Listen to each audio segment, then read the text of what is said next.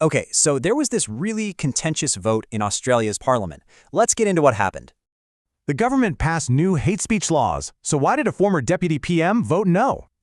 It's called crossing the floor, and trust me, it's a pretty big deal in politics.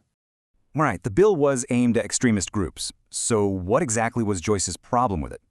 He called it censorship, plain and simple. Not about hate, but about shutting down speech.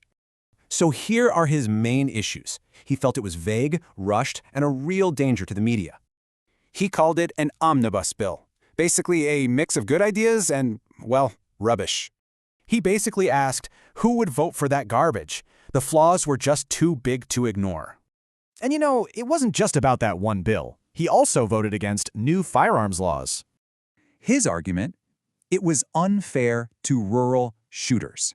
He really framed it as a city versus country thing. He used this analogy about ties to explain that cultural gap, you know? What's really a need?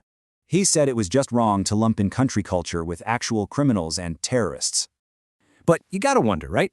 Was this really just about these two specific bills? Turns out, Joyce connects his vote to a much bigger global political movement that's happening right now. Yeah, he's talking about figures like Meloni, Le Pen, and the MAGA movement, a global trend. But even with all that, Joyce draws a very, very firm line in the sand. For him, it's personal. His grandfather fought against fascism, and he says he absolutely hates it. He's super clear. If he even gets a sniff of fascism on someone, he wants nothing to do with them. So it really leaves you wondering, in politics today, where exactly is that line?